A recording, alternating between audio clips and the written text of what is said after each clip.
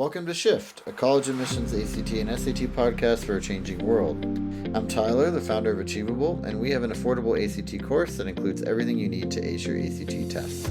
A full textbook, tons of ACT questions backed by a memory-enhancing algorithm, videos on key topics, a built-in study planner, and full-length practice exams. You can get a free trial by going to achievable.me, and if you like it, the code podcast will get you 10% off at checkout. If you have a question or topic you'd like us to discuss in a future episode, please contact me at tyler@achievable.me with the subject line podcast topic. Now, let's get started. Today, we've got Mary Johnson with us from Odyssey College Prep. Mary, I'd love it if you could introduce yourself. Hi, thanks for having me. I've worked at Odyssey College Prep for about 2 years, and I mainly work with students on the English and reading sections, and I absolutely love it. It's been a really good gig for me. Yeah, fantastic. So you've been doing this for a little while then. So then let's talk about how to raise your ACT English score.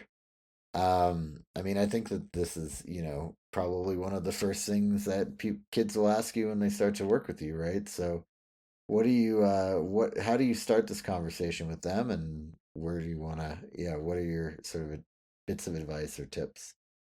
Yeah, and you're right. It really is the first thing that I talk to students about because it's the easiest one to raise your score with. You see like the most dramatic improvement with English, even when comparing to the STEM things like math and science. And it's the first section that you see when you open up your ACT booklet. So it's a good place to start. And It's also the first section of the ACT, right? yep, first thing. So right at 8 a.m. when you walk in, that's what you Yep, see. gotta start reading. Yep, start looking at grammar stuff. But I would say that number one biggest piece of advice for English is that you can't go off what sounds good to your ear. Now, the English section is a lot of grammar things, right? You'll have a sentence and they'll highlight or underline maybe a few words of that sentence, maybe the entire sentence, and they'll give you some options about how to revise it or how to edit it. So it's really common for students to say, oh, answer B sounds nice. So I trust that this is grammatical, circle it and move on. But they design the answer choices to sound right even when they're wrong. And that's their job. They're super good at it.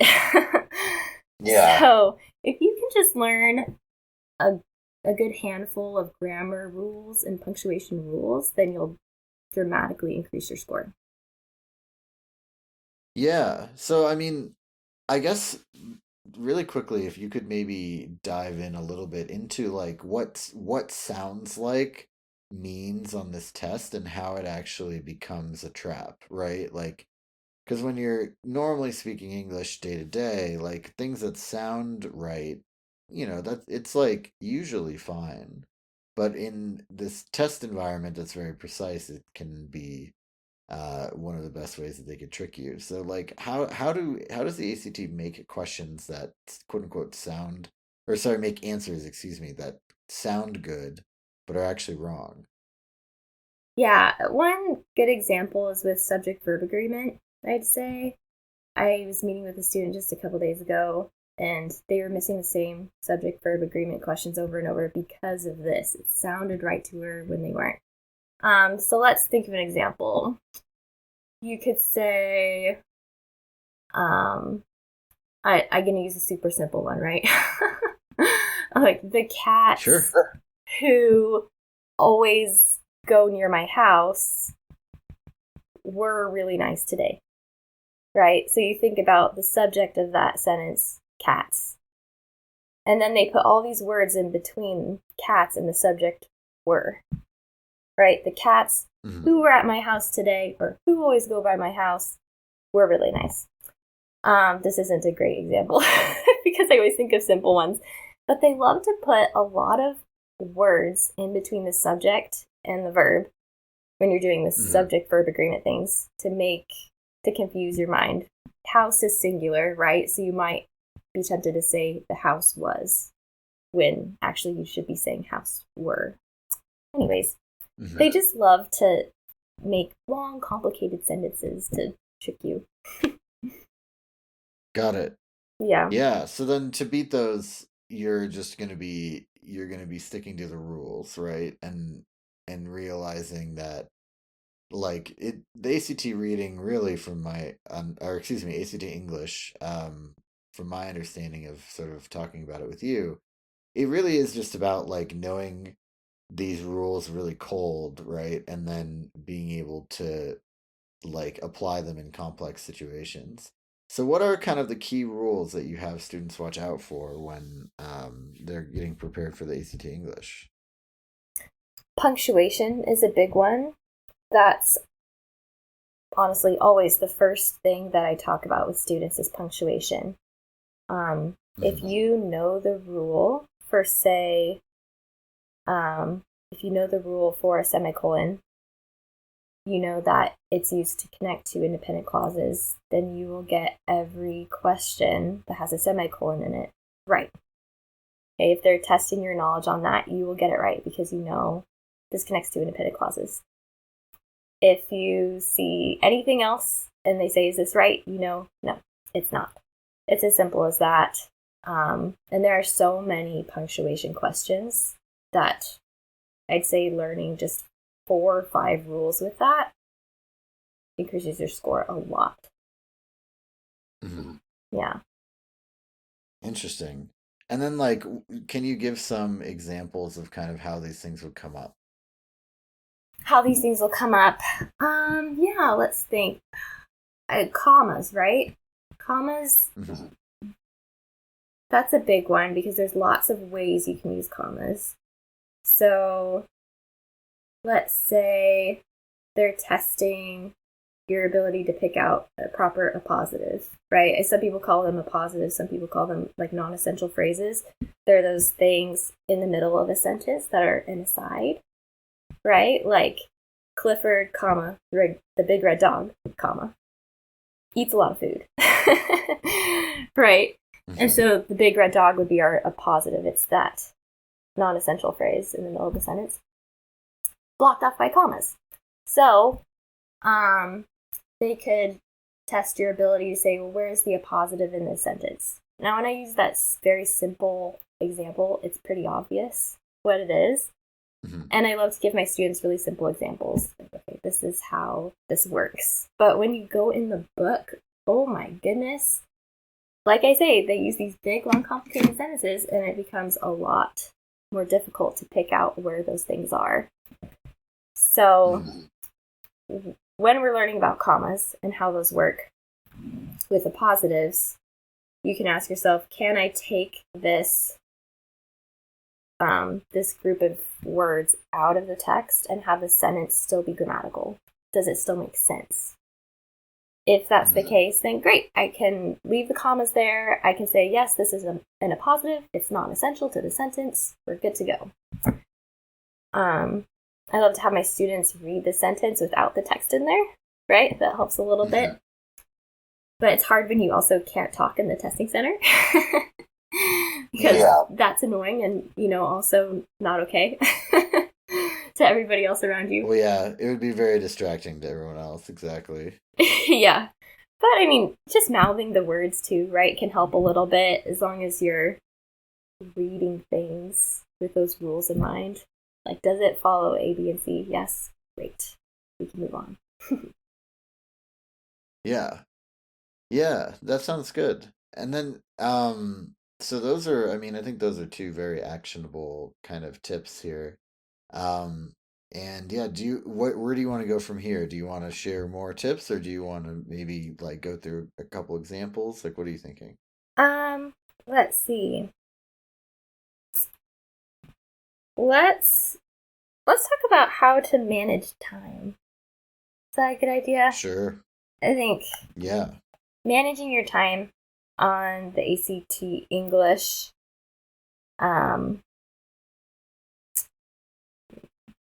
Okay, yes, sorry. So, managing your time on the English section, there you have 75 questions in 45 minutes, right? Which may sound like not a lot of time.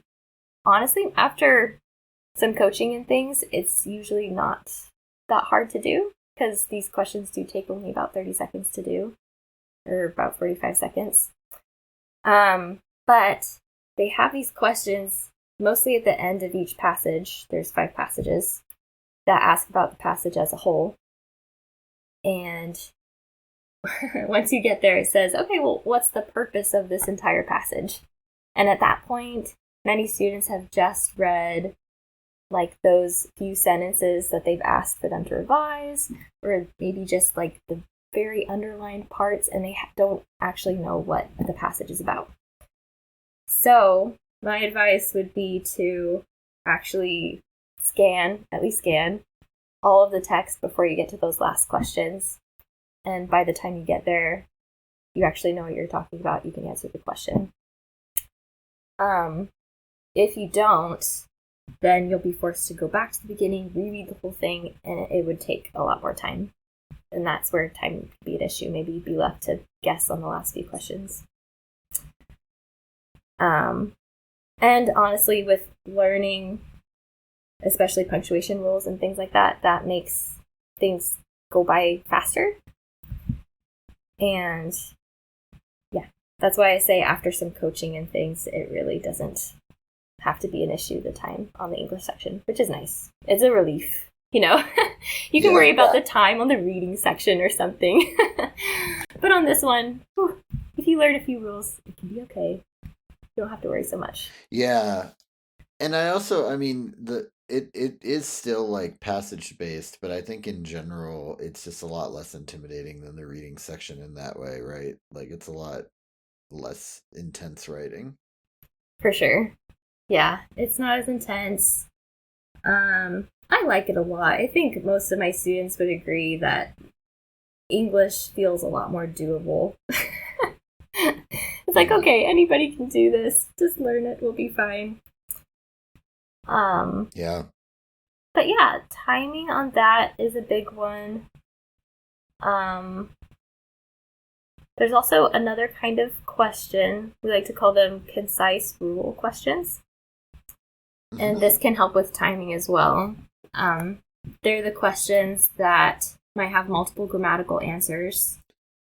And you're left saying, okay, well, if every choice is grammatical, then what do I do? And most of the time, as long as it's consistent with the tone of the passage and things, then the shortest answer choice will be your right one. You say shortest and simplest. So it's avoiding redundancies, it's the least amount of words, and it's still doing its job, then you're good. And students will often look at those, spend a lot of time on them, right? Because they can't figure out what's being tested here. I don't understand, and get a little freaked out. So it's nice to recognize those and just go, oh, this is an easy one. I can just pop in my answer and move on. That can help with time too. Yeah. Yeah, exactly. I mean, a lot of time management to me is just figuring out which questions you can answer in 15 seconds so that you can then use that time elsewhere, right? Totally. Yes. And I'd say there are a couple questions, though, that you should definitely take more time on, right? There's the ones like we've talked about today, some punctuation ones, the concise rule questions. Those don't take much time at all, especially if you know the rule. Answer it, move on. But a few of the questions will be asking about something really specific. It could say, like, which choice does this, right? Which choice most excitedly conveys Harry's conviction about this? I don't know, right? They want something really specific from you, and they want you to pick which choice does X, right? And the difference between getting these questions right and wrong is about 15 seconds. So if you take an extra 15 seconds and dedicate that to understanding what the question wants from you and satisfying those requirements, that makes a big difference. So hopefully you can save up time on some questions so you can invest time in other ones, right? Right. Exactly. Yeah, any other sort of tips or advice for improving your ACT English score? Hmm. I would say just, I mean, obviously the Achievable textbook has really everything, all those little rules that you would need to know on there. Yeah. And as you learn them, taking as many tests as you can and doing practice questions, which are also on the um, on the course as well, but doing those questions over and over and over again, because you can't expect yourself to just learn the rule one time and then be like, oh, now I know it, I'm good. But if you see it in context over and over, then you'll be a great test taker, right? Hmm.